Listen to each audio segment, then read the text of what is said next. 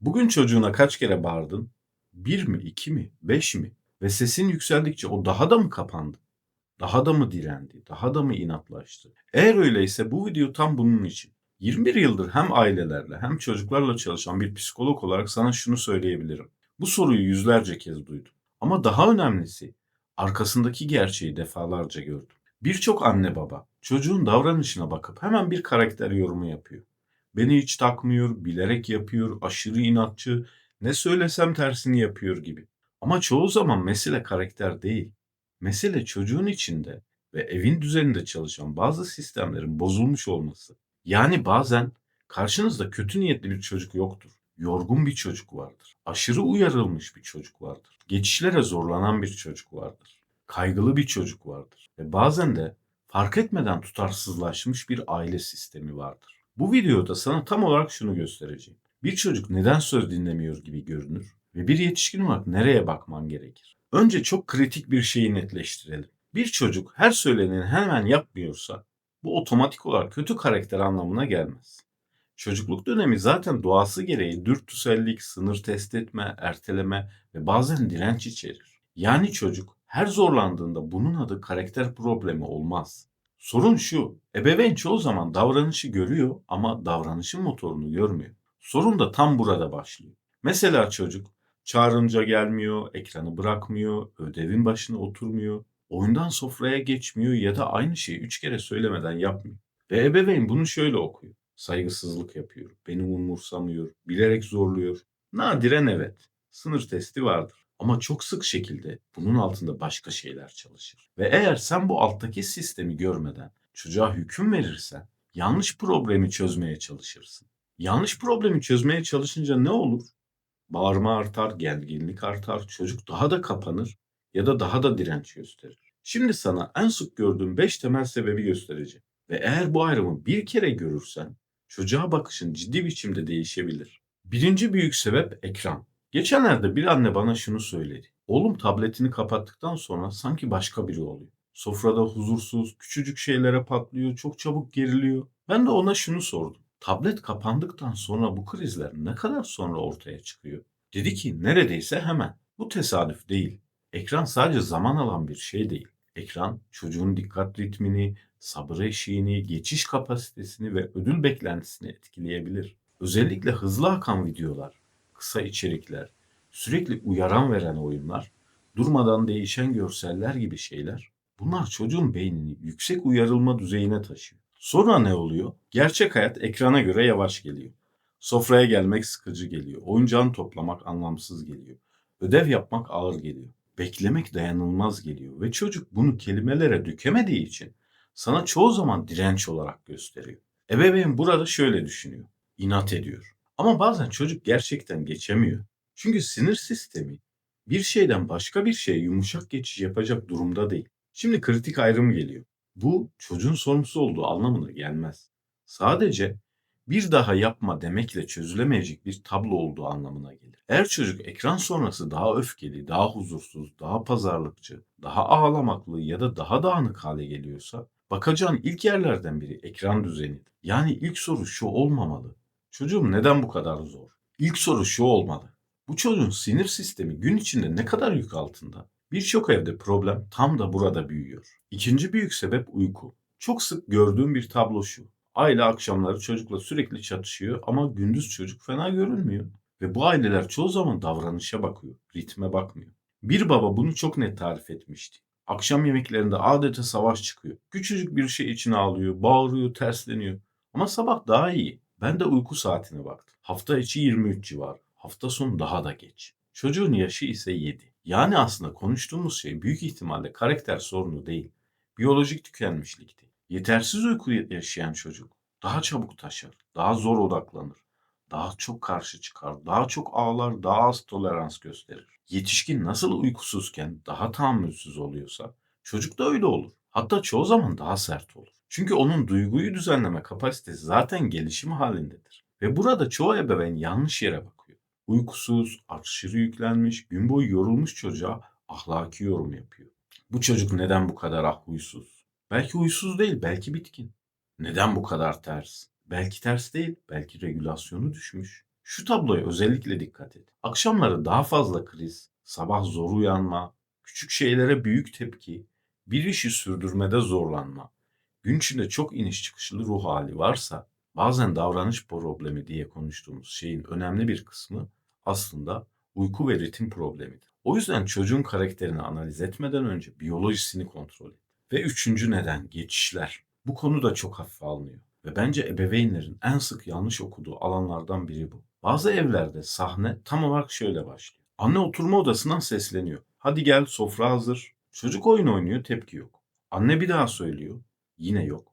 Üçüncüde ses yükseliyor. Kaç kere söyleyeceğim sana, ve kriz başlıyor. Asıl hata çoğu zaman burada. Çocuk verilen komuta değil, ani kopuşa tepki veriyor. Birçok çocuk için asıl problem yapmak istememek değil, bir durumdan başka bir duruma geçememektir. Mesela oyundan yemeğe geçmek, parktan eve dönmek, tabletten banyoya geçmek, serbest zamandan ödeve geçmek, anneden ayrılıp okula gitmek gibi. Bunlar yetişkine küçük görünür ama çocuk için ciddi geçiş yükleri olabilir. Özellikle ekrandan çıkış, oyunun kesilmesi, beklenmedik yön değişiklikleri ve keyifli bir etkinlikten zorunlu bir şeye geçmek bazı çocuklar için gerçekten zordur. Burada işe yarayan şey bağırmak değil, önceden hazırlamaktır. Mesela şöyle, 5 dakika sonra kapatacağız. Bu son turun. Birazdan sofraya geçiyoruz. Şimdi iki seçenek var. Ya kendin kapatacaksın ya ben yardımcı olacağım. Bu yumuşaklık değil, bu sistem kurmaktır. Çünkü çocuklar genellikle komutla değil, yapıyla toparlanır. Eğer bu kısmı kaçırırsan çocuğu inatçı sanırsın. Oysa bazen sorun inat değil, geçiş kapasitesidir. Dördüncü neden çok kritik. Kaygı. Bir anne çocuğunu bana şöyle tarif etmişti. Her şeyi önceden bilmek istiyor. Nereye gidiyoruz, kim gelecek, ne olacak, ne zaman döneceğiz. Küçük bir değişiklik olsa ya ağlıyor ya öfkeleniyor. Çok zor bir çocuk. Ben de ona şunu sordum. Peki o an gerçekten ne hissediyor olabilir? Uzun bir sessizlik oldu. Çünkü bazen çocuk kontrol etmek istediği için değil, kontrolü kaybetmekten korktuğu için zorlanır. Yani ortada inat değil, kaygı olabilir. Kaygılı çocuk ne yapabilir? Çok soru sorabilir, sürekli garanti isteyebilir, değişikliklere aşırı tepki verebilir, yeni ortamlarda zorlanabilir, ayrılıkta zorlanabilir, kontrol kaybı hissettiğinde öfkelenebilir. Ve ebeveyn bunu şöyle okuyabilir. Ne kadar inatçı. Her şeye bir bahane buluyor. Çok zor çocuk. Ama bazı çocuklar hayır dedikleri için zor görünmez. Belirsizliği taşıyamadıkları için zor görünür. Mesela çocuk okula gitmek istemiyor. Ebeveyn diyor ki naz yapıyor. Ama gerçekte zorlandığı şey okulun kendisi değil. Belirsizlik olabilir, sosyal stres olabilir, öğretmen baskısı olabilir, ayrılık olabilir, başarısızlık korkusu olabilir. Bunu neden özellikle söylüyorum? Çünkü kaygılı çocuğa sadece disiplin uyguladığında tabloyu ağırlaştırabilirsin. Anne babanın kendi sorması gereken soru şu: bu davranışın altında meydan okuma mı var, yoksa zorlanma mı var? İkisi aynı şey değil ve aynı yaklaşım ikisine de iyi gelmez. Ve beşinci neden: ebeveyn tutarsızlığı çocuğun direncini büyütebilir. Beşinci neden biraz rahatsız edici olabilir ama en önemli başlıklardan biri. Ebeveyn tutarsızlığı. Şunu çok net söyleyeyim. Bir çocuk bazen sınırı zorladığı için değil, sınırın gerçekten var olup olmadığını anlamaya çalıştığı için direnir. Bir baba bunu çok açık anlatmıştı. Çocuğuma ekran yasağı koydum. İlk gün ağladı ama kabul etti. İkinci gün yine ağladı. Ben de çok yorgundum. Tamam, yarım saat dedim. Üçüncü gün çok daha büyük kriz çıktı. Bu çocuk daha inatçı hale gelmedi. Sistemi öğrendi. Çünkü çocuklar sözlerden çok örüntüleri okur. Bugün yasak olan şey yarın serbestse, anne hayır deyip baba evet diyorsa, bazen ağlayınca kural değişiyorsa, bazen ekran ceza aracı oluyor, bazen susturma aracı olarak veriliyorsa, çocuk ne yapar?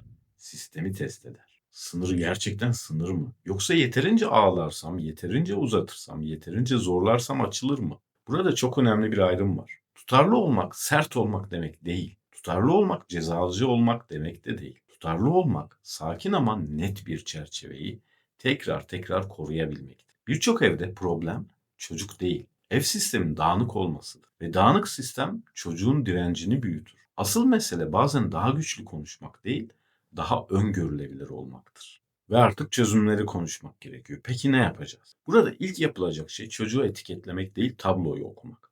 Sana 5 adım vereceğim. Bunlar soyut tavsiyeler değil. Bu hafta uygulayabileceğin somut adımlar. Ve hepsini birden değil, birini seçip uygulaman bile fark yaratabilir. Adım 1.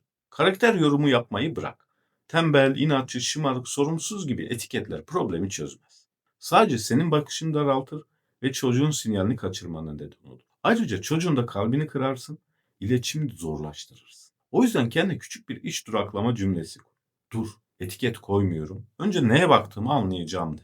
Bu tek cümle bile anne babanın tonunu değiştirir. Ton değişince müdahale değişir. Müdahale değişince ilişki değişir. Adım 2. Önce düzeni incele. Kendine şu soruları sor. Ekran ne kadar? Ekran sonrası çocukta ne oluyor? Uyku saatleri tutarlı mı? Kaçta yatıyor, kaçta kalkıyor? Gün içi ritim nasıl? Geçişler ani mi, hazırlıklı mı? Evde kurallar net mi yoksa o anki enerjiye göre mi değişiyor? Çoğu zaman bu sorulara dürüstçe bakınca davranış problemi sandığın şeyin önemli bir kısmı burada görünmeye başlar. Birçok evde çocuk değişmeden önce düzen değişmek zorundadır. Ve adım 3. Geçişleri yönet. Bu hafta sadece bunu dene. Çocuğun ekranını ya da oyununu bitirmesini gereken zamandan 5 dakika önce yanına git. Ve sadece şunu söyle. Bu son 5 dakikan. Sonra gerçekten 5 dakika bekle. Süresi dolunca sakin bir sesle kapat. Tartışmayı uzatma. Uzun açıklama yapma. Ses yükseltme. İlk gün kriz olabilir. İkinci gün biraz daha az olabilir. Beşinci gün çocuk neyin geleceğini öğrenmeye başlar. Sayıcı kullan, seçenekleri azalt, geçiş anı savaş alanı olmaktan çıkar. Ve adım 4. Davranışın altındaki duyguyu ayırt et. Çocuk karşı mı geliyor yoksa zorlanıyor mu? Bu iki şey birbirine çok benzer görünür. Ama müdahaleleri tamamen farklıdır. Kendine şu soruyu sor. Bu beni sınayan bir çocuğun davranışı mı yoksa şu anda taşıyamadığı bir yükü davranışla gösteren bir çocuğun davranışı mı? Bazen bu tek soru her şeyi değiştirir. Çünkü çocuk seni zorlamak için değil, zorlandığı için zor görünüyor olabilir. Ve adım 5. Az konuş, daha çok sistem kur. Birçok anne baba doğru cümleyi arıyor. Oysa çocuk çoğu zaman doğru cümleden çok tekrar eden doğru düzeni ister. Sürekli nasihat vermek, açıklamak, ikna etmeye çalışmak yerine aynı yapıyı tekrar kur. Aynı saatler, aynı geçiş dili, aynı sınır mantığı, aynı sonuçlar. Çocuklar uzun açıklamalardan çok öngörülebilir yapıdan fayda görür. Evin düzeni çocuğa şunu söyler. Burada ne bekleyeceğimi biliyorum. Burada güvendeyim. Ve bazen hiçbir konuşma bu kadar güçlü bir güven duygusu vermez. Sana son olarak şunu söylemek istiyorum. Bu videoyu izliyorsan büyük ihtimalle çocuğunu gerçekten anlamaya çalışan bir ebeveynsin. Ya da çocuklarla çalışan bir eğitimci. Ve bu küçümsenecek bir şey değil. Bu değerli bir şey. Çocuğun söz dinlememesi her zaman karakter problemi değil. Bazen ekran fazladır, bazen uyku bozuktur, bazen geçişler kötü yönetiliyordur. Bazen çocuk kaygılıdır, bazen de aile sistemi tutarsızdır. Ve doğru soruyu sormadan doğru çözümü bulamazsın. Eğer sadece davranışı bastırmaya çalışırsan çocuğun verdiği sinyali kaçırabilirsin. Ama davranışın altındaki sistemi okumayı öğrenirsen hem çocuğu daha doğru anlarsın hem de evdeki gerginliği azaltırsın. Davranışı bastırmak kolaydır. Asıl mesele davranışın anlattığı sistemi görebilmektir. Bu kanalda önümüzdeki haftalarda ekran, öfke nöbetleri, sınır koyma, kaygı ve aile sistemi üzerine daha derin videolar da paylaşacağım. Yani tek tek kriz söndürmek yerine evde daha sağlıklı bir psikolojik düzen nasıl kurulur onu birlikte çalışacağız. Bu videoda en çok hangi bölüm sana tanıdık geldiyse, en çok nereler dikkatini çektiyse yorumlara yaz. Ve bu video aklına birini getirdiyse onunla paylaş. Çünkü bazen çocuk söz dinlemiyor değildir. Biz henüz neye baktığımızı bilmiyoruz.